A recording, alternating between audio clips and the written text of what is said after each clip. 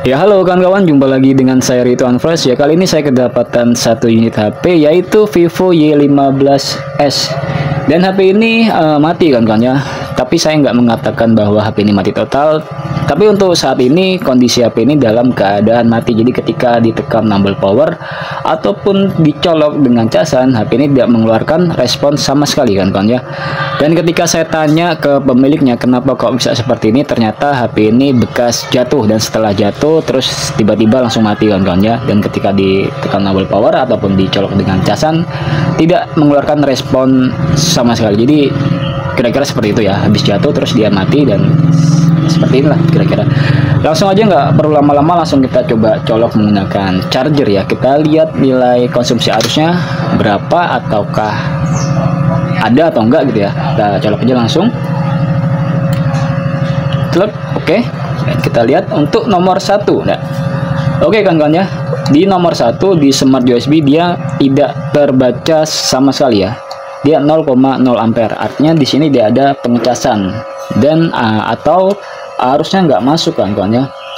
Jadi di sini bisa apa ya? Ada kemungkinan bahwa kerusakan ada pada bagian mesinnya. Tapi belum tentu kawan-kawan ya. Kalau kita cek secara teliti ya kawan-kawan ya. Karena ini habis jatuh. Lihat. Ini setelah saya analisa secara visual atau secara kasat mata kawan-kawan ya.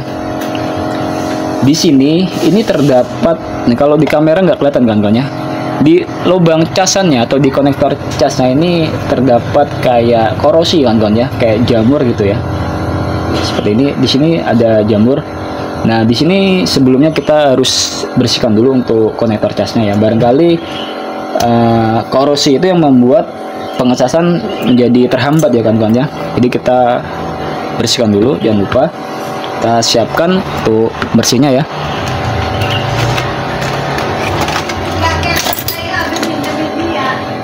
Ya kita bebas ya mau menggunakan apa aja, bisa menggunakan alkohol, tinder ataupun pertamax sama aja, yang penting gunakan cairan yang mudah menguap kawan-kawan ya. Kita teteskan seperti ini. Oke, setelah itu kita sikat ya. Kita sikat menggunakan sikat gigi seperti ini ya.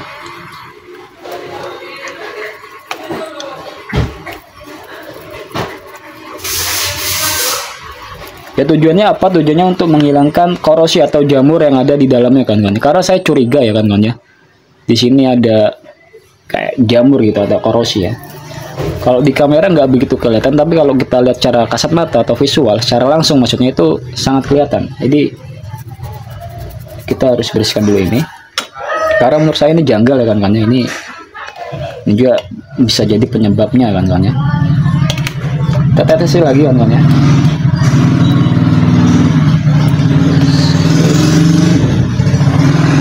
Nggak perlu banyak-banyak ya, secukupnya aja, kira-kira aja ya.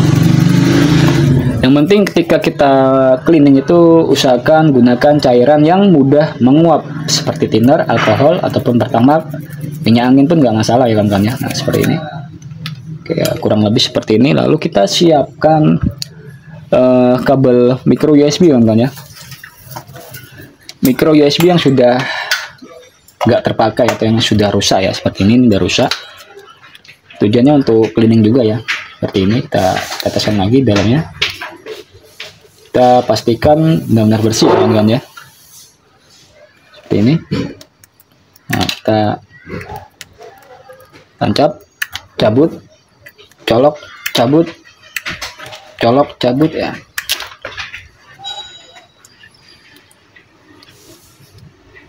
Oke. Nah, colok, cabut, colok, cabut. Nah, ya sebenarnya kawan-kawan ya, kalau ini sebenarnya bukan prosedur dari perbaikan HP yang mati total kawan-kawan.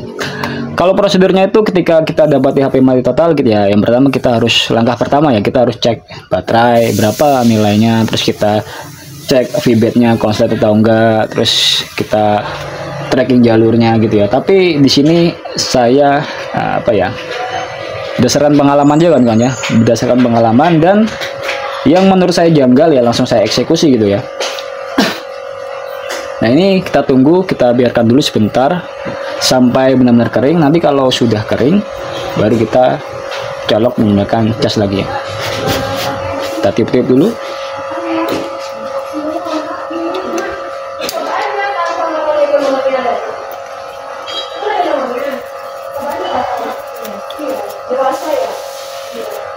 Nanti setelah kita colok cas, kita tes menggunakan smart USB. Kalau masih nggak ada arus atau tidak ada konsumsi nilai arusnya, baru nanti kita langsung bongkar di bagian mesin kawan-kawan ya.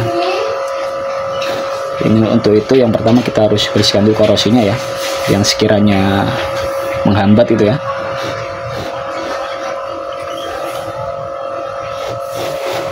Pastikan benar-benar bersih dan sudah mengering ya kawan-kawan ya.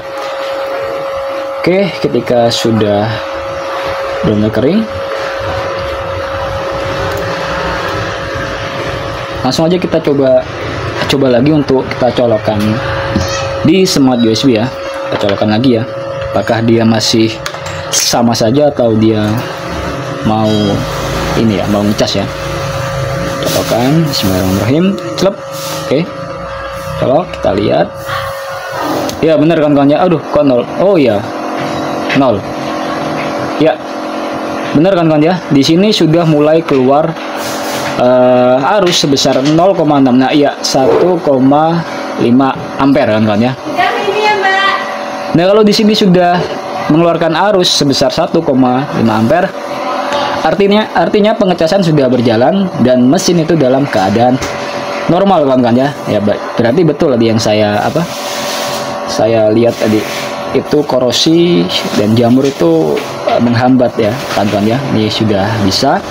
Nah kalau untuk kita lihat di tampilan layarnya, nah, tampilan depannya ini, coba kita tekan tombol power ya kawan-kawan ya, dia nggak nyala kawan-kawan ya, dia nggak nyala, nggak mau nyala. Kalau kita tekan dan tahan lama juga, coba kita, dia juga nggak mau nyala kan ya. Dah dia 0,0 1,6. Oh dia booting kan ya, booting, dia mulai hidup dia. Oh ya ya 0,6.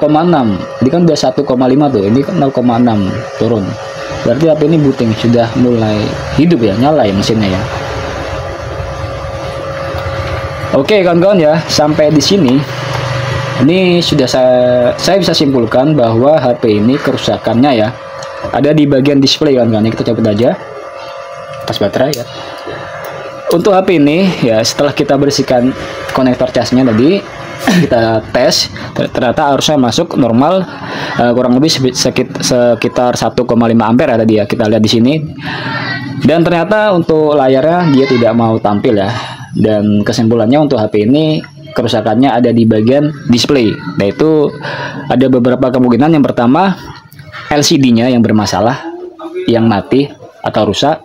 Dan yang kedua ada di bagian IC backlight-nya atau IC lampunya. Yaitu bukan nggak melulu tentang IC sih, bisa jadi jalur di bagian backlight-nya itu yang bermasalah gitu. Kalau jalurnya bagus, berarti ya IC-nya gitu. Ya itu tadi ada dua kemungkinan. Yang pertama di LCD yang mati, dan yang kedua ada di bagian jalur ataupun di IC backlight-nya atau IC lampunya kawan-kawan.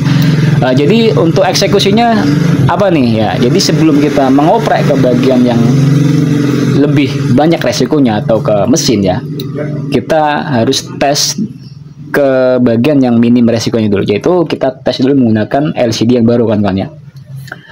Kita tes menggunakan LCD yang baru, nanti kalau dia muncul gambarnya tampil di LCD yang baru ya berarti memang benar LCD yang mati. Tapi kalau nanti kita setelah tes menggunakan LCD yang baru kok ternyata tetap tidak mau nyala, tidak mau tampil gambarnya, ya berarti memang betul kerusakannya ada di IC lampunya atau di jalur IC lampunya ya kawan-kawan ya. Oke, ini untuk Y15S saya ambilkan dulu untuk LCD nya kawan-kawan ya.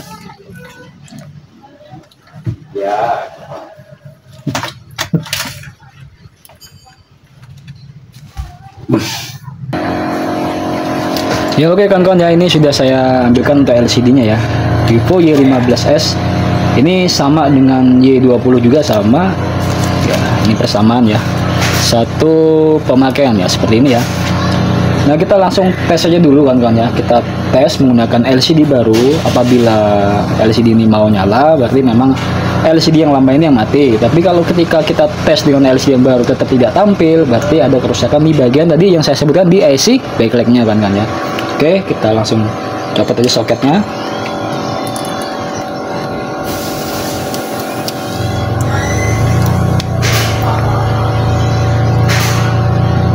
Nah, ini nggak perlu dilepas dulu kawan-kawan ya untuk LCD-nya ya, karena kan kita belum tahu apakah ini rusak atau enggak ya. Ini biarkannya dulu, jangan dilepas dulu. Jadi kita untuk pengetesannya kita lakukan secara temporer kawan-kawan ya.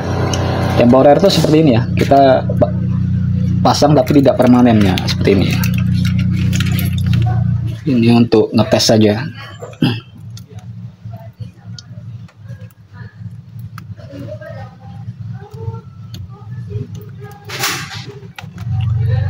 Nah, oke, ini sudah terpasang untuk soketnya. Pastikan semuanya dalam kondisi rapat ya, kencang soketnya ya. Lalu langsung aja kita colok menggunakan charger ya. Oke, sambil kita lihat berapa konsumsi nilai arusnya kan ya. Kita colok. Tep. Oke, ya, udah tercolok ya kawan-kawan ya. Oke, ya, muncul logo petir kan kawan ya. Ya, muncul logo petir nih. Di sini muncul logo petir. Dan di sini kita lihat 0,6. Oh ya, 1,776% kawan-kawan ya. Wow, hidup. Nyala kawan-kawan ya. Coba kita tekan tombol power. Ya, nyala kawan-kawan ya. Tampil gambarnya ya. Coba kita nyalakan dulu supaya lebih pasti. Coba kita hidupkan dulu sampai benar-benar masuk ke menu ya kawan-kawan ya. Nah, ini muncul ya tulisan logonya ya, Vivo ya.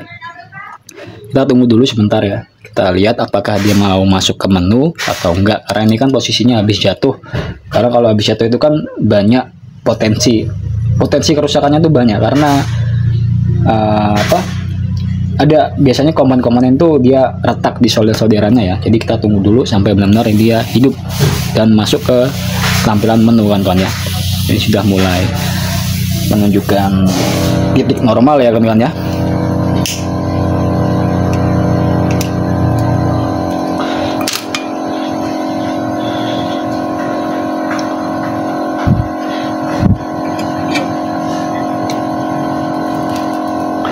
Ya kawan-kawan, sudah nyala ya. Coba kita sentuh. Oke. Hidup kawan-kawan ya. Alhamdulillah hidup ternyata. Geser ya seperti ini. Oke, set. Nah, oke kawan-kawan ya, ini berarti setelah kita tes dengan menggunakan LCD yang baru, ternyata ini normal ya kawan-kawan ya, normal dan gambarnya muncul ya. Artinya untuk kerusakannya ada di bagian LCD yang lama kawan-kawan ya, itu mati LCD-nya. Jadi untuk bagian mesinnya ini nggak masalah. Tuh, jadi yang rusak hanya LCD. Nah, setelah seperti ini ya, udah kita tinggal lepas yang lama LCD-nya. Setelah kita lepas LCD yang lama, baru kita pasang dengan menggunakan LCD yang ini ya, yang baru ya. Dan untuk cara pemasangan LCD mungkin nggak perlu saya record atau nggak perlu saya videokan ya kawan-kawan ya, karena saya yakin kalian semua sudah pintar semua lah untuk pemasangan LCD ya. Di sini saya cuman mencari titik kerusakannya ada di mana gitu. Oke kawan-kawan ya, mungkin sampai di sini aja video kali ini ya. Mudah-mudahan bermanfaat dan semoga kita semua diberi kemudahan dalam servis. Oke kawan-kawan, tetap semangat dan jangan lupa berdoa sebelum kita memulai. Oke kawan-kawan ya, oke saya akhiri dan sampai jumpa di video-video saya berikutnya. Terima kasih.